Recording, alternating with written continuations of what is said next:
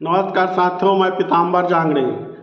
साथियों, आज का मेरा टॉपिक है कि पिछड़ा वर्ग के भाइयों को मैं थोड़ा सा उनके हक अधिकार के बारे में समझाने का प्रयास करूंगा संक्षिप्त में, और उनके हक अधिकार, संवैधानिक अधिकार क्या है उस संबंध में। और हो सकता है ये वीडियो थोड़ा लंबा हो सकता है, इसको पूरा सुनेंगे और अंत में मेरा प्रश्न भी रहेगा इसमें।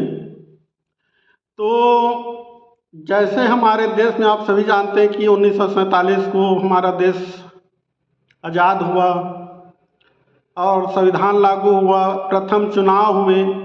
चुनाव के बाद उस संविधान के अंतर्गत भारत का अपना खुद का संविधान लागू हुआ, और उस संविधान में डॉक्टर बाबा साहब भीमराव अम्बेडकर जी ने हर वर्गों का सम्मान करते हुए, उनके हक अधिकार को बिल्कुल ध्यान में रखते हुए धारा 340 के अंतर्गत पिछड़ा वर्गों का आरक्षण प्रदान किया हुआ है।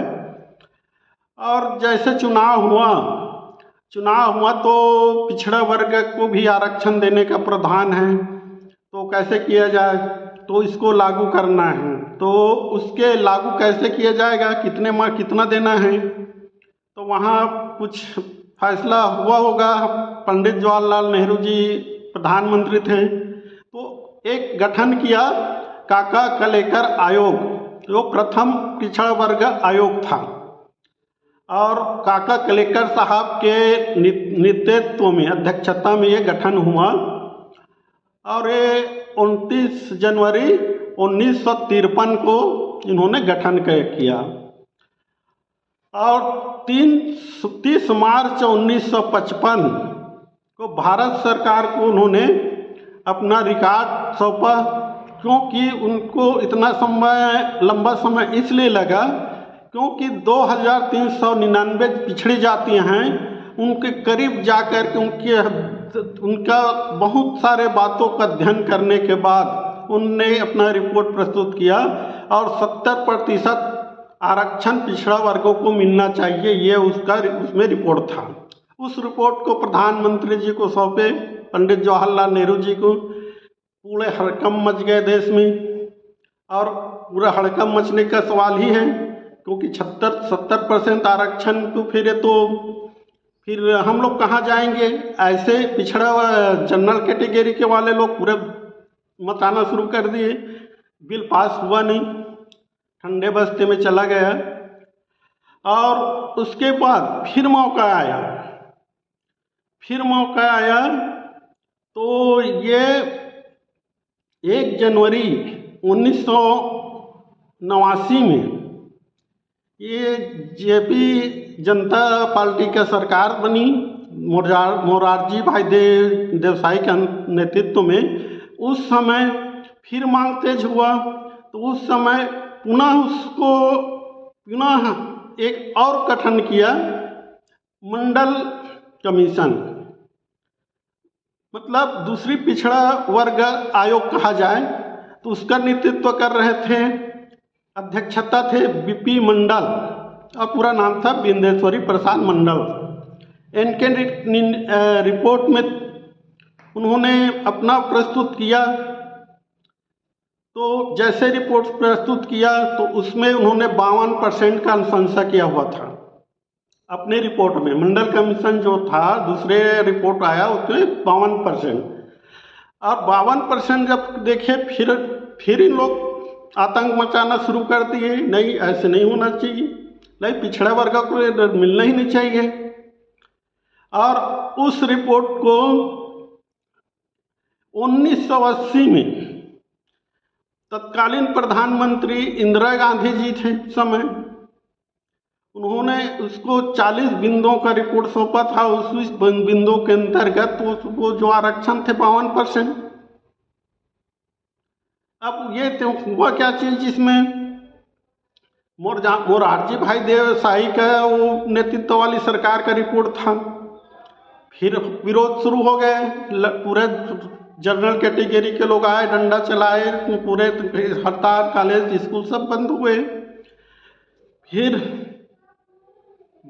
जब टाइम निकलता गया, समय बदलते गए, फिर जनता पार्टी का सरकार आया वीपी सिंह जी के नेतृत्व में। उन्होंने कहा कि हम इसको लागू करेंगे। तो उन्होंने 1952 में 92 में 27% आरक्षण जैसे अधिसूचना जारी हुआ। और चूंकि एक बात और है कि उस समय पूर्ण बहुमत का सरकार नहीं थे, सभी पार्टियों ने इनका समर्थन करके बनाए थे, जिसमें से लाल कृष्ण आडवाणी जी का जनसंघ वगैरह सब ये सब सम्मिलित थे। जैसे मन पे लागू अधिसूचना जारी हुई, फिर वही उद्यमबाजी किए। जनरल कैटेगरी के लोग कोर्ट चले गए, कोर्ट में उलझा दिए मामला, कुछ लोग फसाद कोर्ट में फंसा दिए और रोड में आ गए। और यही अटल बिहारी लाल कृष्ण आडवाणी जी ने समर्थन आपस ले लिए, वीपी सिंह का सरकार गिर गए। और उसके बाद हुआ क्या, सरकार गिरने के बाद विरोध के स्वर के बदले में पिछड़ा वर्ग के मुलायम सिंह यादव, लालू यादव उस समय स्टैंड नेता थे पिछड़ा वर्ग के, और हमारे दलित समाज रामविलास पासवान, इधर कांसीराम साहब बहुजन समाज पार्टी काफ़ी प्रबल सशक्त हो चुके थे उस समय। तो उन्होंने मंडल कमीशन लागू करो वरना देश का कुर्सी खाली करो, गद्दी खाली करो, ये आंदोलन चलाया उस समय। तो उसको देख करके अरे पिछड़ा वर्ग यदि अपना अधिकार ले लेगा तो फिर हमको क्या मिलेगा, हमारा कौन काम करेगा, हमारे बच्चे कहाँ जाएंगे।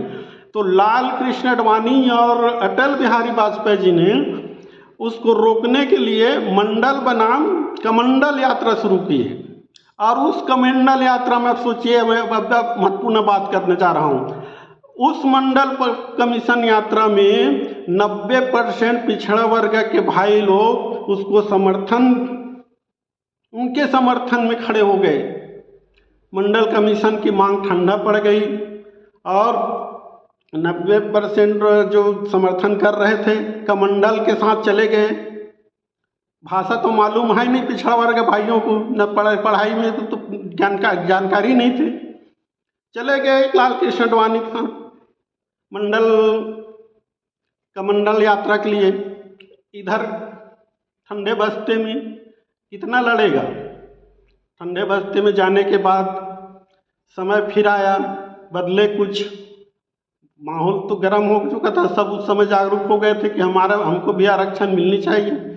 हुआ क्या, कहीं कहीं पिछड़ा वर्गों को अभी मुख्यमंत्री बनने का अधिकार मिला। भूपेश बघेल जी 27% आरक्षण लागू करने की बात कही और मोहन यादव जी मध्य प्रदेश में, वहाँ भी मामला कोर्ट में ले जाया गया, ये मामला कोर्ट में गए। अब बताइए कि अब हो रहा है क्या, अब हक अधिकार की बातें जब चल रही है पूरे भारत में, तब ये आरक्षण नहीं होना चाहिए करके इन्होंने एक ट्रोल किया मीडिया में, सोशल मीडिया में, पूरा लाखों करोड़ों फ्लावर हो गए। और उस फ्लावर में कितना है कि ये जो है पूरे 90% उठ के अभी भी उनके साथ हैं। तो क्या भाई, मेरा प्रश्न था कि अब पिछड़ा वर्ग अपने हक अधिकार लेना चाहोगे कि नहीं, आप लोग किसको साथ दोगे। और ये लोग भाई लोग कितना लड़ते रहेंगे, SC/ST लोग आपके अधिकार, अपने अधिकार और हक अधिकार की लड़ाई, उसको तो ऑलरेडी मिला हुआ है, आरक्षण लागू हो चुका है, अपने आरक्षण से खुश है, फिर भी मेरे भाइयों को भी मिले करके आप लोगों के साथ कंधे से कंधे मिला करके आपके हक अधिकार की लड़ाई लड़ना चाहते हैं, उसको क्यों साथ नहीं देते, ये मेरा प्रश्न है। ये मेरा कड़ी शब्द हो सकता है, माफ़ करना, हम लोगों को कुछ गाली दे रहा है, गाली दे रहा है जांगड़े जी, ऐसे लगेगा, लेकिन ये सच्चाई है। तो जो लोग आपके अधिकार के लिए लड़ाई लड़ रहे हैं उसको साथ नहीं दे रहे हैं, और जो आपके विरुद्ध जाते हैं उनको साथ देते हैं। अभी कुछ पिछड़ा वर्ग में भी विद्वान पैदा हो चुका है। वह विद्वान कौन है? डॉक्टर लक्ष्मण यादव जी। उनसे प्रेरणा लीजिए, उनको समझिए, उनके ज्ञान को पढ़िए, उनके पुस्तक पढ़िए। डॉक्टर लक्ष्मण यादव जी कौन हैं? किसके लिए लड़ाई लड़ रहे हैं? आप तो सब पढ़ लिख करके तैयार हो गए हैं। शिक्षा वह श्रेणी का दूध है जो पिएगा दहाड़ेगा, ये महापुरुषों का बोलना था, वो कर दिखाया। आप लोग पी करके भी आप दहाड़ना नहीं सीखेंगे। डॉक्टर लक्ष्मण यादव जैसे आप जब तक नहीं दहाड़ेंगे तब तक आपको हक अधिकार नहीं मिलने वाला है। ये दलित पिछड़े वर्ग क्या करेंगे? और उसी दलित अनुसूचित जाति अनुसूचित जनजाति के भाइयों को आपके साथ सामने खड़ा कर दिया जाता है और आप पिछड़ा वर्ग और दलित बनाम लड़ाई शुरू हो जाता है इस देश में। तो मैं बोला था पहले कि ये लंबा हो सकता है, तो इसके लिए मैं क्षमा चाहता हूँ। कुछ और बातें तो बहुत सारे हैं साथियों, लेकिन पिछड़ा वर्ग मेरे भाइयों, आप लोगों से हाथ जोड़कर विनती है कि आप लोग अपना हक अधिकार लीजिए और धारा 340 के अंतर्गत संवैधानिक आपका अधिकार है, इस लड़ाई में आप लोग कंधे से कंधे मिला करके लीजिए और आप लोग अपना अधिकार लीजिए। इसी के साथ मैं पीताम्बर जांगड़े आप सभी को नमस्कार, सभी साथियों को नमस्कार, जय हिंद।